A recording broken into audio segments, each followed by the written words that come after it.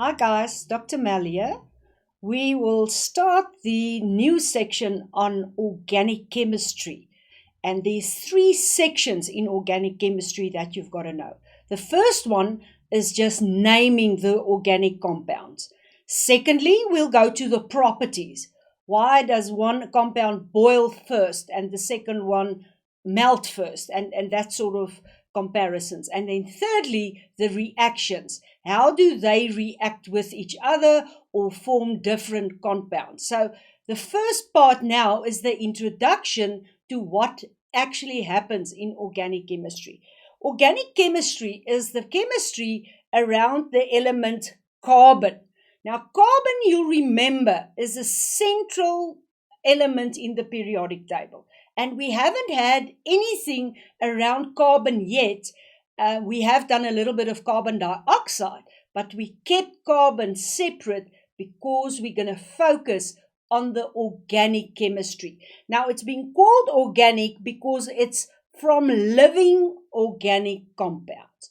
Very important. Organs and all the organic things that we have around us will have this carbon as the main building block for the substances. So firstly, we know carbon is a non-metal. Now, if carbon is a non-metal, it will bind with other non-metals with a covalent bond. So you'll have carbon with hydrogen sharing an electron pair, carbon with sulfur, and carbon with oxygen, and carbon with phosphorus. And I'm just making one electron pair there so that you can see. And then finally, you can get carbon sharing and a pair of electrons with nitrogen. So that's very important that you know I've got covalent bonds. Secondly, this carbon can also bind to other carbons. And you'll see just now how we are going to bind one carbon to another carbon and even another one and even another one. So important to know that it is the chemistry of living organic compounds. Now, we know that many of the things that we drink, that we eat, that we are in our body has got this carbon building block because it's living organic compounds. So interesting, milk and meat, and you know that's a cow. That's all organic compounds. Wool as well as meat from a sheep is also organic compounds.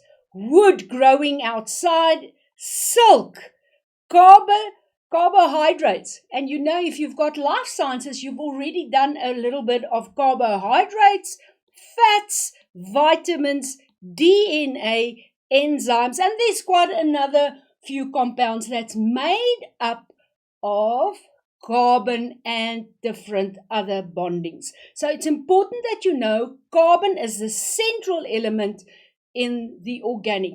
We also find inorganic molecules, and that's when carbon is bound to oxygen or just monoxide like that one. In a diamond, you've got carbons bind to another carbon and graphite. That's in a pencil. So there's different types of bondings that you'll find. The bonds, carbon and in the diamond and graphite, but also in the carbonate. So there's a few that's inorganic, but we're going to focus on the organic compounds in this lesson. Now, why is this important? Because carbon has got a very, very distinct way of arranging the electrons. Now, we know the element is carbon and it's element number 6. And if you go into your periodic table, you'll find it in group 4. It has got 6 electrons. And if we go back to the work that you've done previously, you'll know the electrons will be arranged in the 1s orbital. You'll have 2 electrons. Filling the next one will be the 2s orbital. So there's already the 4. And then you know you'll have 2p with 1, another 2p with 1, and then can you see there I've got a vacant orbital. So there's 2 there, there's another one there, there's another one there, Those 4 is the valency electrons, and that's why it's in group 4. So important that we know it's got 4 valency electrons. But carbon also does a very interesting natural hybridization. Now let me quickly explain to you. I've got the energy level 2. So I've got 2 electrons there and I've got 2 there.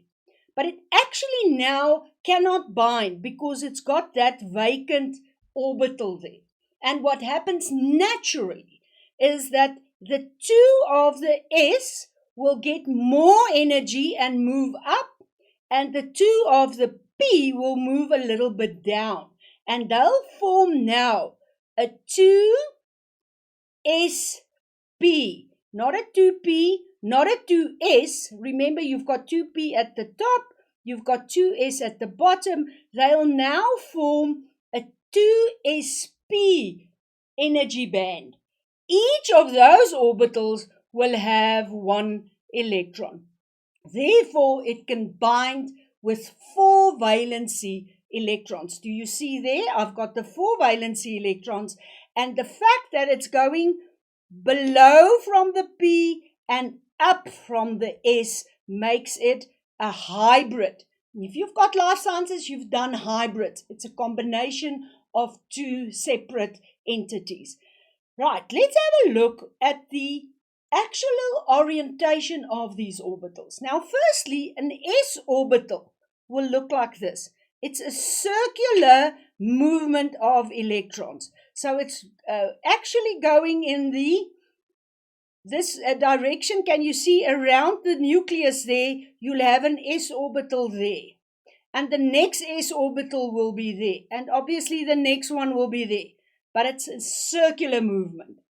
When I've got a p orbital can be the p, and it's in this H shape, p, y. Can you see this orientation is y?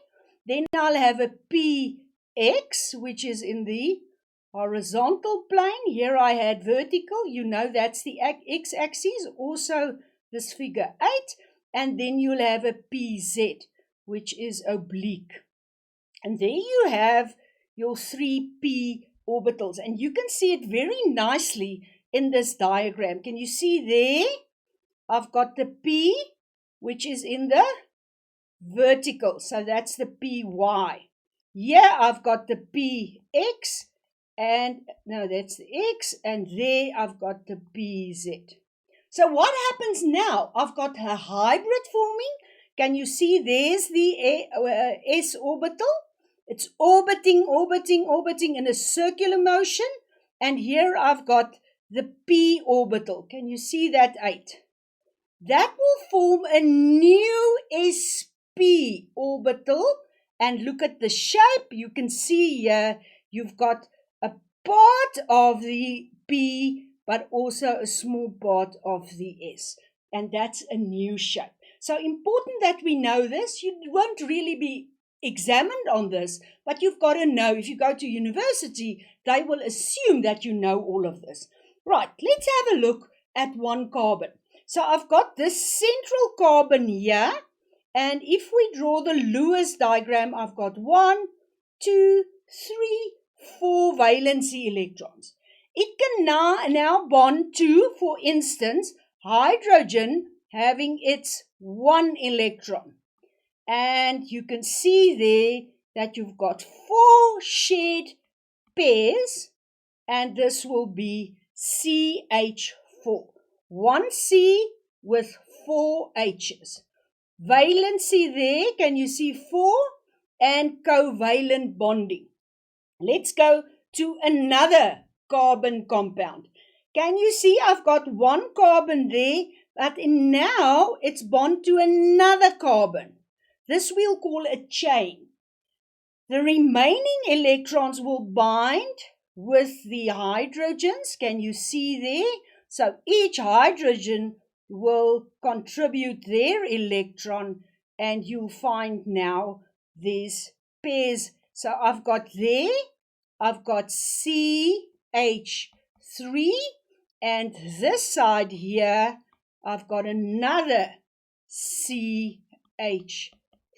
We'll get to the naming just now. All I want you to understand is that the carbon can bind either to a hydrogen or to another carbon. Very important.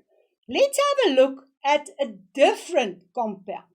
First, I've got here a single bond between one carbon and another carbon. That means you've got a single pair of electrons that's being shared.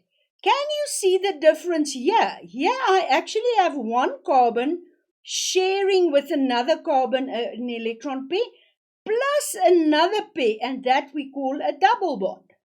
Right.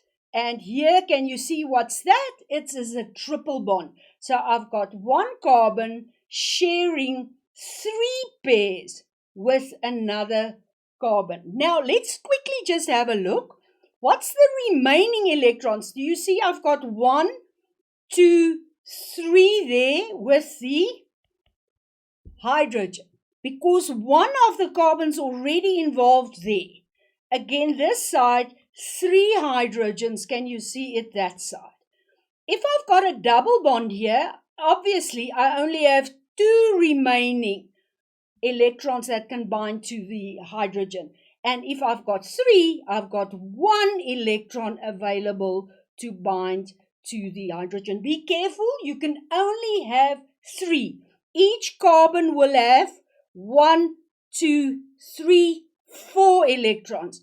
The other carbon will have 1, 2, 3, 4 electrons. Please make sure that you know and draw that very accurately. Right, we've got homologous series, and we've actually shown you that just now. It's got similar compounds with the same general formula. Let's have a look. I'm going to draw CH4.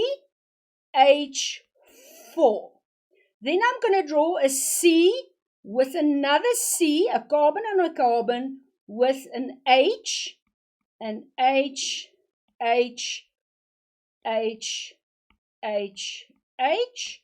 And then I'm going to draw 3 of them. Can you see? I'm adding a carbon with specific numbers of hydrogen to it. Now this is a series, and can you see it's the same? I've got a single bond there, and here I've got single bonds. So it's got similar compounds and the same general formula, which we are going to devise just now. So just hang on. All the same functional groups. In this case, we only had carbon and hydrogen. And then you'll see it will differ from the previous one with the CH2. Now let's quickly do a calculation. Let's count the number of carbons here. Let me just write that clearer. This is 1 carbon and 4 hydrogens. This one here has got 2 carbons and 1, 2, 3, 4, 5, 6 hydrogens. Can you see what did we add? H4, H6, it is added with CH2. Now let's do the last one. Let's have a look. 1, 2, 3 carbons. 1, 2, 3, 4, 5, 6, 7, 8 hydrogens. Can you see the difference from this H6 to the H8? 1 CH2 group. So it's an absolute repetition, and it's getting longer and longer with what? With a CH2 every time. Now, this will be a homologous series. Can you see? You can either have a series with single bonds. You can have a series with double bonds. And you can have a series with triple bonds. Now, each of them will be a different series, and they've got different names. Let me quickly tell you how we will distinguish between these. When it's got a single bond, we'll call it an alkane. When it's got a double bond, we'll call it an alkene. And when it's got a triple bond, it will be an alkyne. Can you see? It's different suffix. The end is different. It indicates the bond. When it's a ANE, it's a single bond. When it's a ENE, it's a double bond. And when it's a YNE, it indicates a triple bond. Interesting how they distinguish from each other. Alkanes, remember what we just did? Alkanes, single bond between the carbons. Can you see? I can't have another carbon if I only have one. But here you can clearly see 2 and 3 carbons. And what makes it a series? The fact that it's got 1, 1, 1 bond between the different carbons. Let's have a look at alkanes. If it's 1 carbon, we'll call it methane. And remember what we said? It's an alkane, therefore the suffix will be ane. If it's 2 carbons, we'll call it ethane. That ane says a single bond. And when it's 1, 2, 3, propane. Guys, you have to be able to name it, to identify, and to draw methane, ethane, propane, and there's actually a few more which we'll address now. Alkanes. Alkanes, I'm going to repeat. Single bond, either one. What was the name again? Methane. You can go into any textbook. The table will be there. 2. Can you remember? Ethane. 3. Propane. 4. New one.